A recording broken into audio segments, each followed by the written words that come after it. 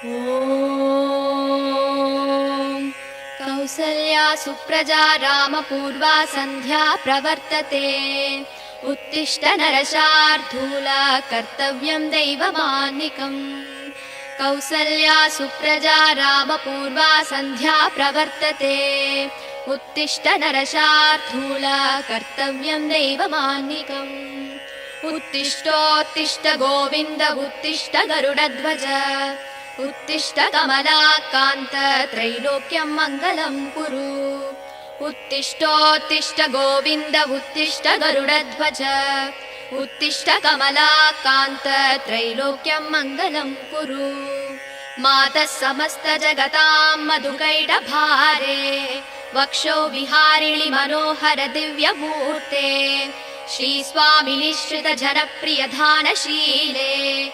श्रीवेङ्कटाचलपते तव सुप्रभातम्।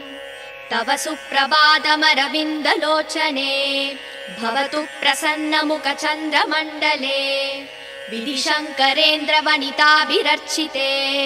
वृषशैलनाददयिते दयानिते। अत्र्यातिसप्तऋषयः समुपस्य सन्ध्याम्। आकाशसिन्धुकमलानि मनोहराणि। आदाय पादयुगमर्चयतुं प्रपन्नाः। शेषाद्रिशेखर विभो तव सुप्रभातम्।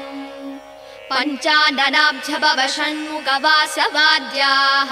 त्रैविक्रमादिसरितं विभुतास्तुवन्ति। भाषापति पठति वासरशुद्धिमारात्। शेषाद्रिशेखर विभो तव सुप्रभातम्। ईषत् प्रफुल्ल सरसीरुहनारिकेळपूगतृमारि सुमनोहर पालिकानाम्। आवादिमन्दमनिलः सह दिव्यगन्धैः।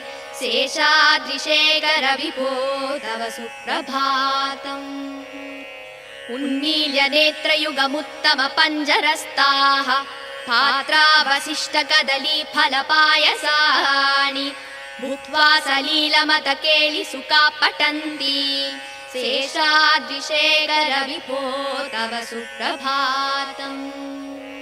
तन्त्री प्रकर्ष मधुरस्वनया विपञ्च्या। गायत्यनन्त सरितं तव नारतोऽपि। भाषा समक्रम सकृत्कर साररम्यम्। शेषाद्रिशेखर विभो तव सुप्रभातम्।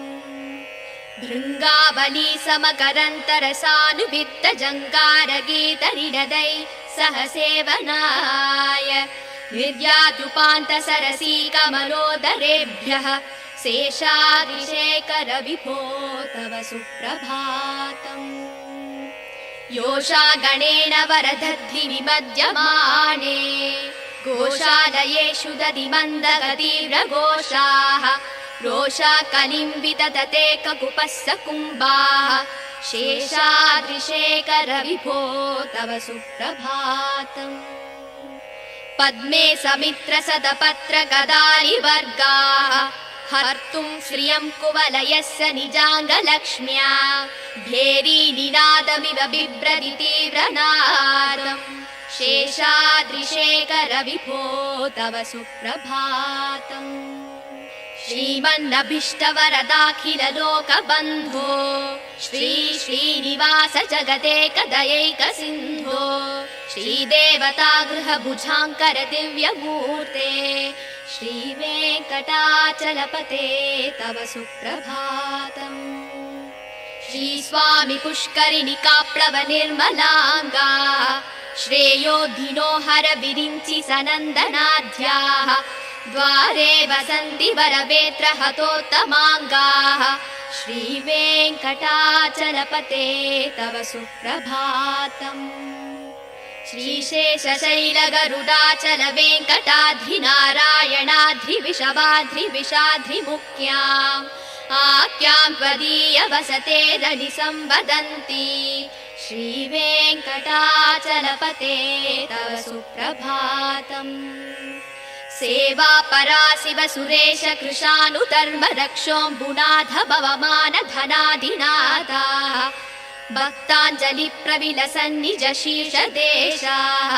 श्रीवेङ्कटाचलपते तव सुप्रभातम् दाटी सुदेविह गराज मृगाधिराज नागाधिराज गजराज हयाधिराजाः स्वस्वाधिकारमहिमादिकमर्दयन्ते श्रीवेङ्कटाचलपते तव सुप्रभातम् सूर्येन्दुभौमबुधवाक्पदिकाव्यसौरी स्वर्भानुकेरुद्विषत्परिषत्प्रदानाः द्वद्वासदासचरमावदिदासदासाः श्रीवेङ्कटाचलपते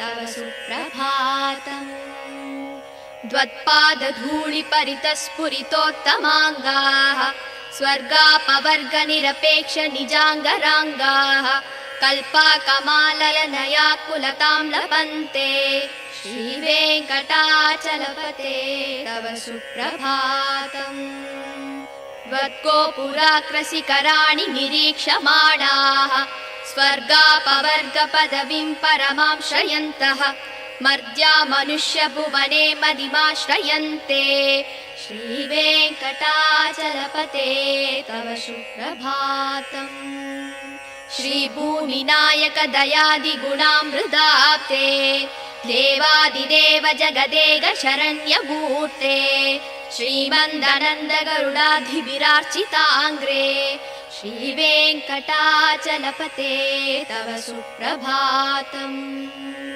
श्रीपद्मनाभ पुरुषोत्तम वासुदेव वैकुण्ठमाधव जनार्दन चक्रपाणि श्रीवत्स सिंह शरणागत पारिजात श्रीवेङ्कटाचलपते तव सुप्रभातम् कन्दर्पदर्पहर सुन्दर दिव्यमूर्ते कान्ताकुचाम्बुरुह गुड्मललोल दृष्टे कल्याण निर्मल गुणाकर दिव्यकीर्ते श्रीवेङ्कटाचलपते तव सुप्रभातम् मीनाकृते कमलकोल नृसिंहवर्णिन् स्वामिन् परस्पत तपोधन रामचन्द्र शेषांस राम यदुनन्दन कल्किरूप श्रीवेङ्कटाचलपते तव सुप्रभातम् एलालवङ्गघनसार सुकन्ति तीर्थम्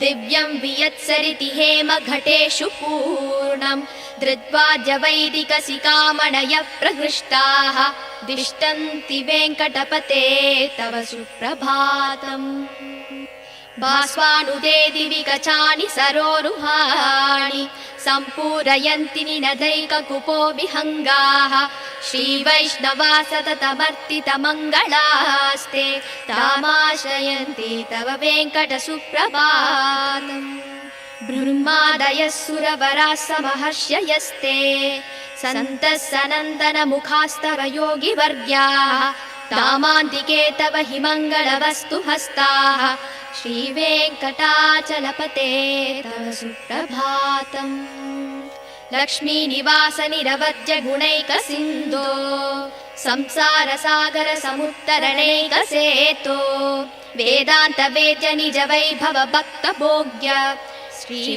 श्रीवेङ्कटाचलपते तव सुप्रभातम् इत्थं वृषासलपतेरिह सुप्रभातम् ये मानवा प्रतिदिनं पठितुं प्रवृत्ताः तेषां प्रभातसमये स्मृतिरङ्गभाजा प्रज्ञां प्ररार्थ सुलभां परमां प्रसूते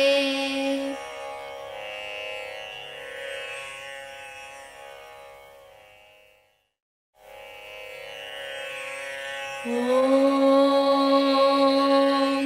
कौसल्या सुप्रजा रामपूर्वा सन्ध्या प्रवर्तते उत्तिष्ठ नरशार्दूला कर्तव्यं दैवमान्निकम् कौसल्या सुप्रजा रामपूर्वा सन्ध्या प्रवर्तते उत्तिष्ठ नरशार्दूला कर्तव्यं दैवमान्निकम् उत्तिष्ठोत्तिष्ठ गोविन्द उत्तिष्ठ गरुडध्वज उत्तिष्ठ कमलाकान्त त्रैलोक्यं मङ्गलं कुरु उत्तिष्ठोत्तिष्ठ गोविन्द उत्तिष्ठ गरुडध्वज उत्तिष्ठ कमलाकान्त त्रैलोक्यं मङ्गलं कुरु मातः समस्तजगतां मधुकैटभारे वक्षो विहारिणि मनोहर दिव्यमूर्ते श्रीस्वामिनिश्रितजनप्रियधानशीले श्रीवेङ्कटाचलपते तव सुप्रभातम् तव सुप्रभातमरविन्दलोचने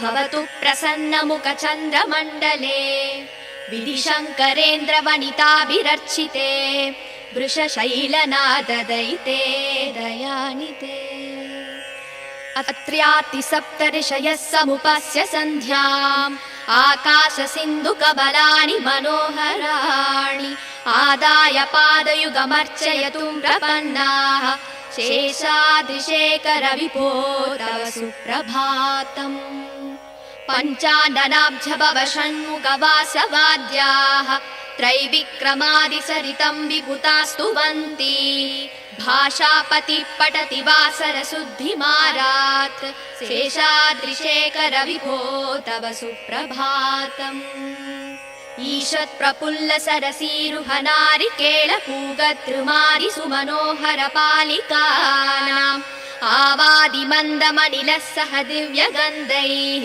शेषाद्रिशेखरविभो तव सुप्रभातम् उन्मील्य नेत्रयुगमुत्तमपञ्जरस्ताः पात्रावशिष्टकदलीफलपायसानि भूत्वा सलीलमतकेलिसुखा पठन्ति शेषाद्रिशेखरविभो तव सुप्रभातम् तन्त्री प्रकर्ष मधुरस्वनया विपञ्च्या गायत्यनन्तसरितं तव नारतोऽपि भाषा समक्रमसकृत्करसाररम्यम् शेषाद्रिशेखरविभो तव सुप्रभातम् भृङ्गावली समकरन्तरसानुवित्तजङ्गारगीतनिनदै सह सेवनाय निर्याद्युपान्तसरसी कमलोदरेभ्यः शेषाद्रिशेखरविभो तव सुप्रभातम्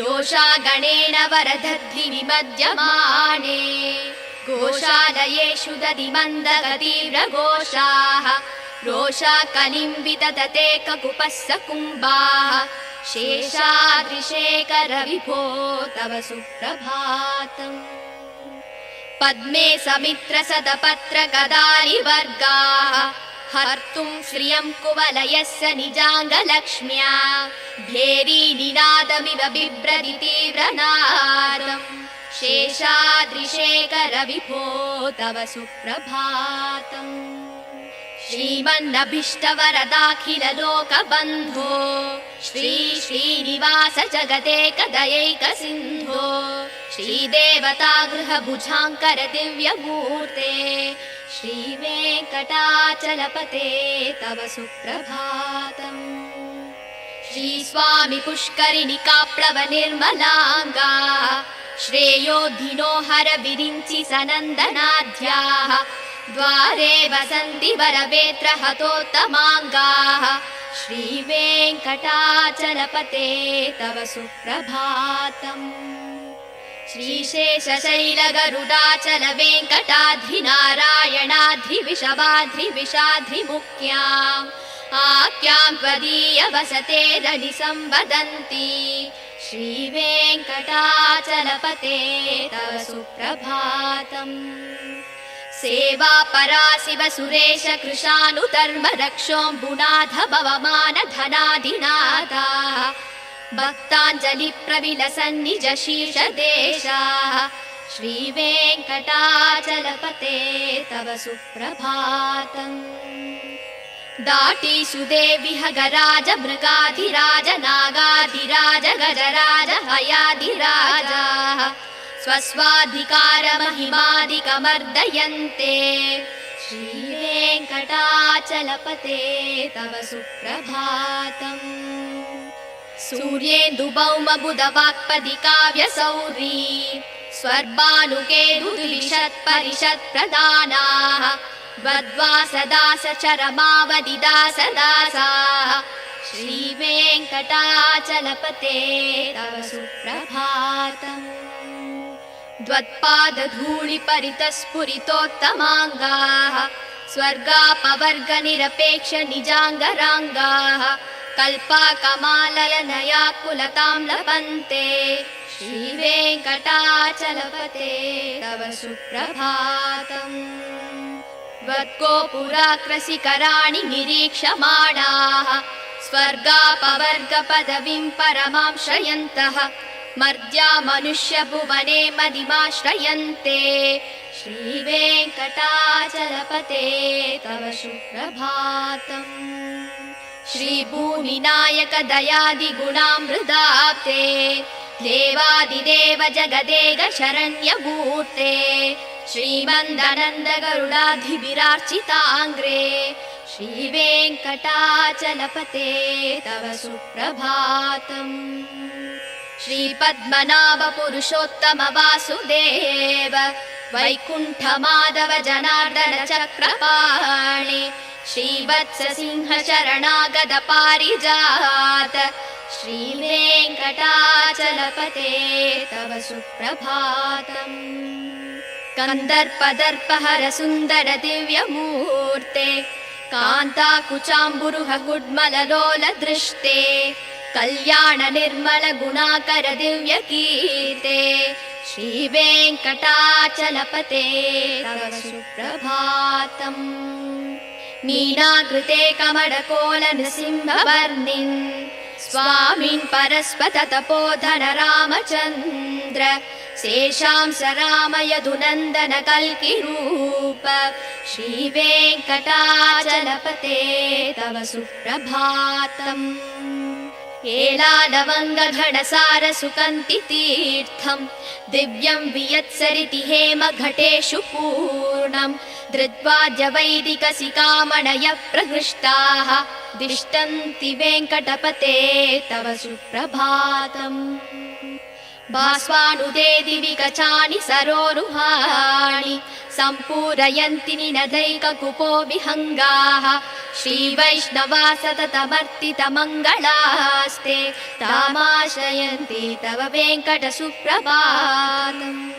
ब्रह्मादयः सुरवराः समहर्षयस्ते सन्तः सनन्दन मुखास्तव योगिवर्याः तामान्तिके तव हि मङ्गलवस्तु हस्ताः। श्रीवेङ्कटाचलपते तव सुप्रभातम्। लक्ष्मीनिवास निरवद्य गुणैक सिन्धो संसार सागर समुत्तरणैक सेतो वेदान्त वेद्य निज वैभव भक्त भोग्य। श्रीवेङ्कटाचलपते तव सुप्रभातम्। इत्थं वृषाचलपतेरिह सुप्रभातम्। ये मानवा प्रतिदिनं पठितुं प्रवृत्ताः तेषां प्रभातसमये स्मृतिरङ्गभाजा प्रज्ञां प्ररार्थ सुलभां परमां प्रसूते।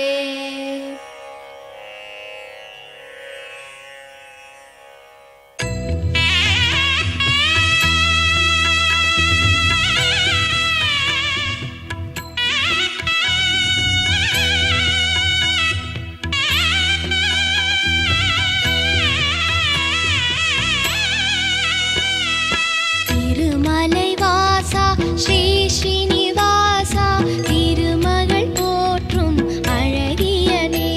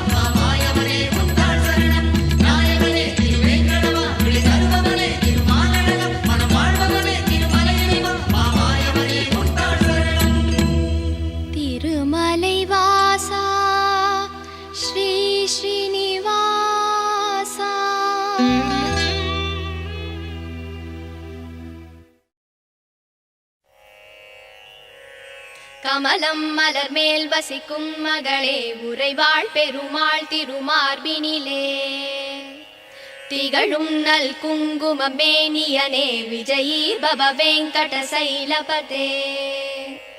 கமலம் மலர் மேல் வசிக்கும் மகளே உறைவாள் பெருமாள் திருமார்பினிலே திகழும் நல் குங்கும மேனியனே விஜயீ பவ வெங்கட சைலபதே.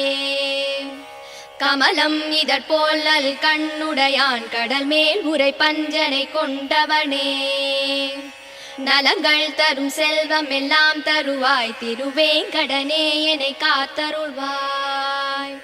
எழில் பிரம்மனுடன் சிவன் ஆறுமுகன் எனும் தெய்வம் எல்லாம் உன்னை போற்றிடுவார். இறைவா தலைவா திருவேங்கடவா ரிஷசைலபதே என்னை காத்தருள்வாய்.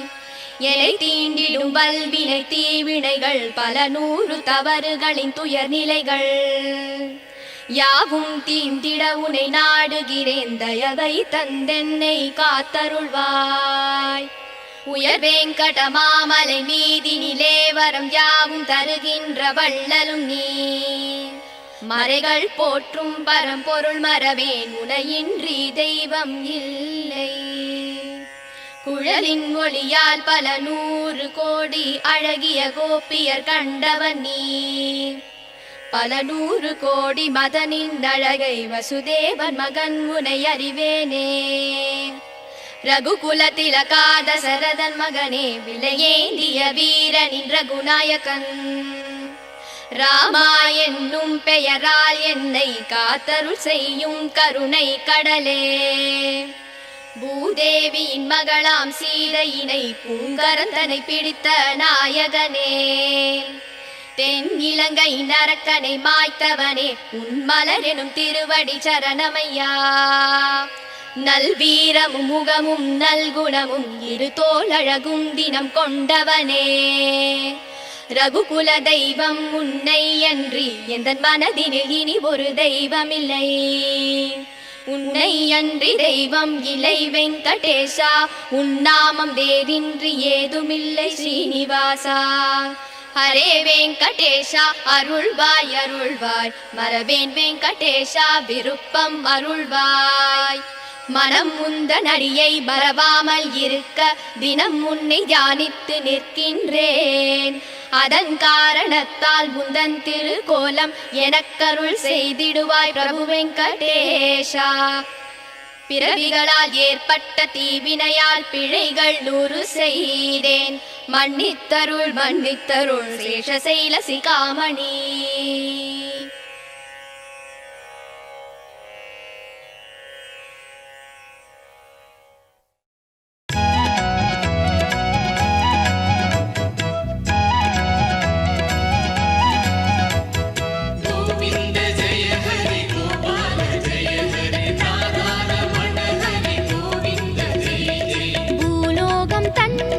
வைகுண்டமாக்கி ஸ்ரீதேவி உடனே அருள்கின்ற தேவா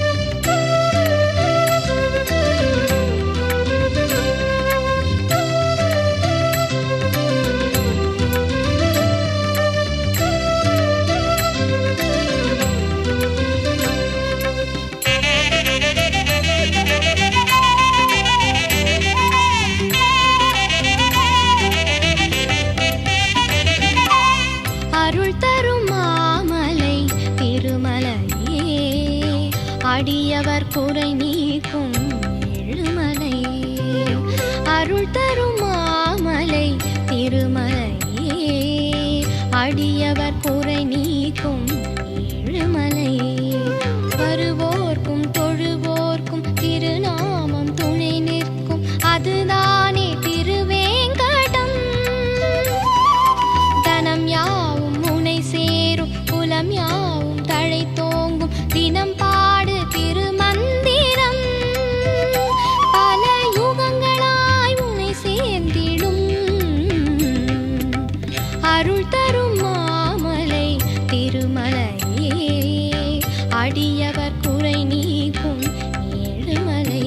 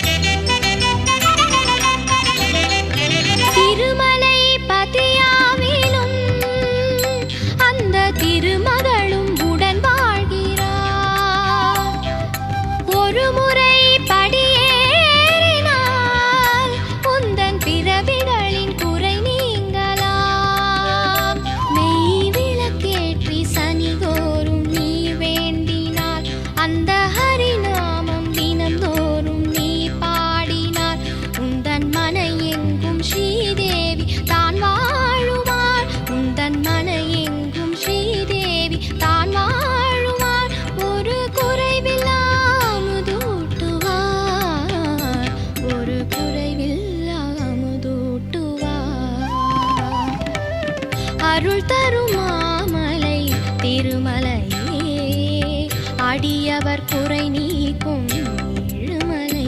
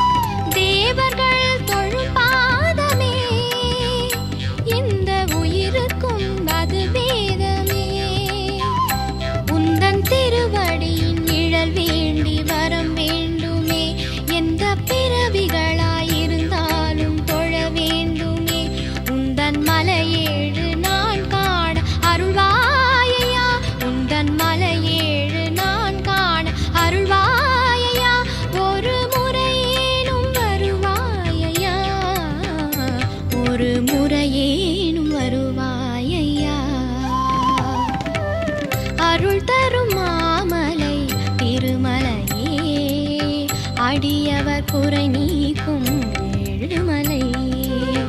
அருள் தரும் மாமலை திருமலையே, அடியவர் குறை நீக்கும் ஏழுமலை. வருவோர்க்கும் தொழுவோர்க்கும் திருநாமம் துணை நிற்கும், அதுதானே திருவேங்கடம்.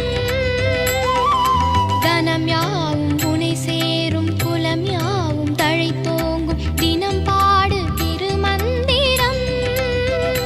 பல யுகங்களாய் உனை சேர்ந்திடும், அருள் தரும் மாமலை திருமலையே, அடியவர் குறை நீக்கும் ஏழுமலை.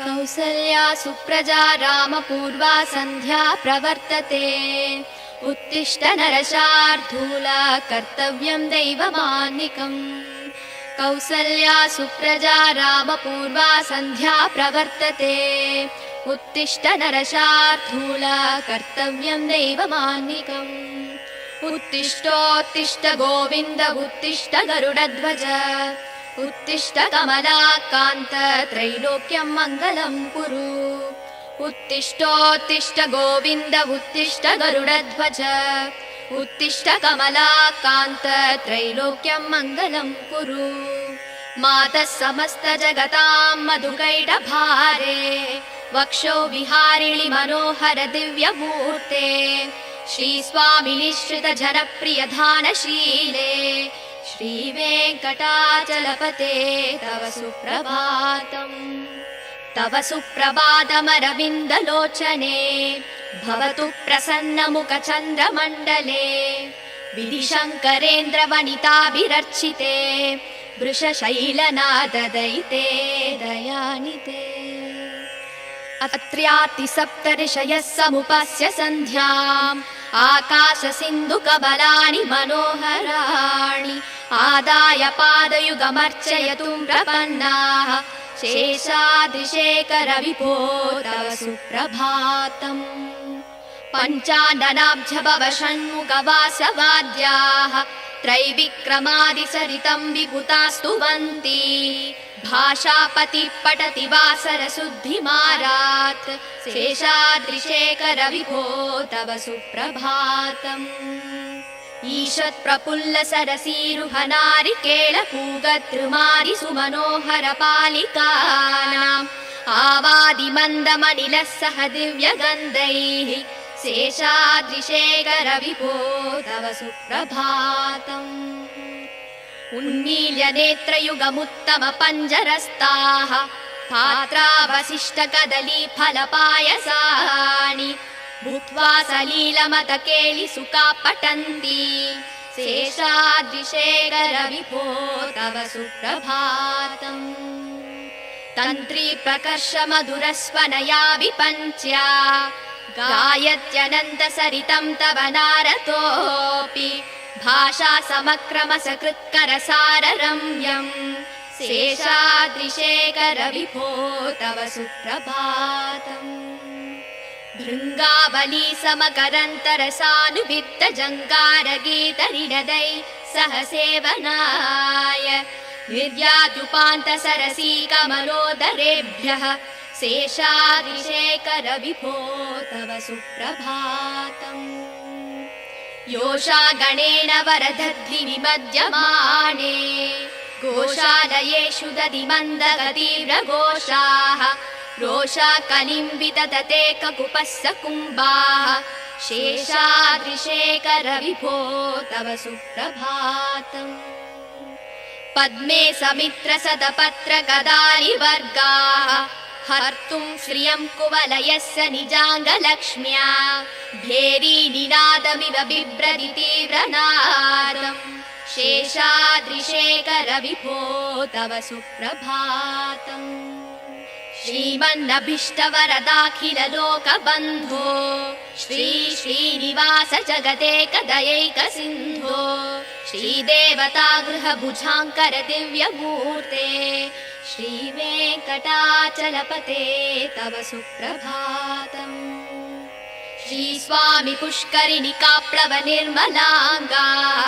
श्रेयोधिनो हर विरिञ्चि सनन्दनाद्याः द्वारे वसन्ति वरवेत्र हतोत्तमाङ्गाः श्रीवेङ्कटाचलपते तव सुप्रभातम् श्रीशेषशैलगरुडाचल वेङ्कटाद्रिनारायणाद्रिविषवाद्रिविषाद्रिमुख्याम् आख्यां त्वदीय वसते रनि संवदन्ति श्रीवेङ्कटाचलपते तव सुप्रभातम् सेवा परा शिव सुरेश कृशानुधर्म रक्षोऽम्बुनाथ भवमान धनाधिनाथाः भक्ताञ्जलि प्रविलसन्निज शीर्षदेशाः श्रीवेङ्कटाचलपते तव सुप्रभातम् दाटी सुदेविह गराज मृगाधिराज नागाधिराज गजराज हयाधिराजाः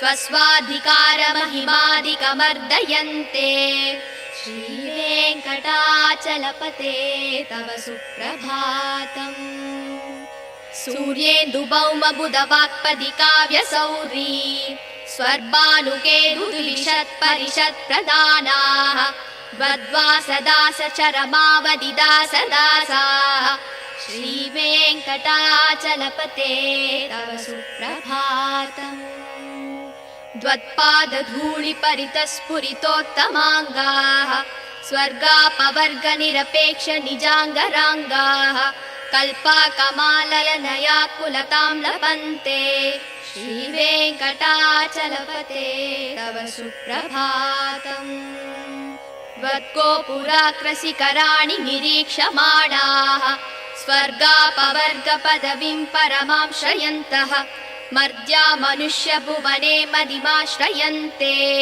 श्रीवेङ्कटाचलपते तव सुप्रभातम् श्रीभूमिनायक दयादिगुणामृताप्ते देवादिदेव जगदेक शरण्यभूते श्रीमन्दनन्द गरुडाधिभिरार्चिताङ्ग्रे श्रीवेङ्कटाचलपते तव सुप्रभातम् श्रीपद्मनाभ पुरुषोत्तम वासुदेव वैकुण्ठमाधव जनार्दन चक्रपाणि श्रीवत्स सिंह शरणागत पारिजात श्रीवेङ्कटाचलपते तव सुप्रभातम् कन्दर्पदर्पहर सुन्दर दिव्यमूर्ते कान्ताकुचाम्बुरुह गुड्मललोल दृष्टे कल्याण निर्मल गुणाकर दिव्यकीर्ते श्रीवेङ्कटाचलपते तव सुप्रभातम् मीनाकृते कमलकोल नृसिंहवर्णिन् स्वामिन् परस्पत तपोधन रामचन्द्र शेषांस राम यदुनन्दन कल्किरूप श्रीवेङ्कटाचलपते तव सुप्रभातम् एलालवङ्गघनसार सुकन्ति तीर्थम् दिव्यं वियत्सरिति हेम घटेषु पूर्णम् धृत्वाद्य वैदिकसिकामणयः प्रहृष्टाः दिष्टन्ति वेङ्कटपते तव सुप्रभातम् भास्वानुदे दिवि गचानि सरोरुहाणि सम्पूरयन्ति निनदैककुपो विहङ्गाः श्रीवैष्णवा सततमर्तितमङ्गलास्ते तामाश्रयन्ति तव वेङ्कटसुप्रभातम् ब्रह्मादयः सुरवराः समहर्षयस्ते सन्तः सनन्दनमुखास्तव योगिवर्ग्याः तामान्तिके तव हि मङ्गलवस्तु हस्ताः श्रीवेङ्कटाचलपते तव सुप्रभातम् लक्ष्मीनिवास निरवद्य गुणैकसिन्धो संसारसागर समुत्तरणैकसेतो वेदान्त वेद्य निज वैभव भक्तभोग्य श्रीवेङ्कटाचलपते तव सुप्रभातम् इत्थं वृषाचलपतेरिह सुप्रभातम् ये मानवा प्रतिदिनं पठितुं प्रवृत्ताः तेषां प्रभातसमये स्मृतिरङ्गभाजा प्रज्ञां प्ररार्थ सुलभां परमां प्रसूते।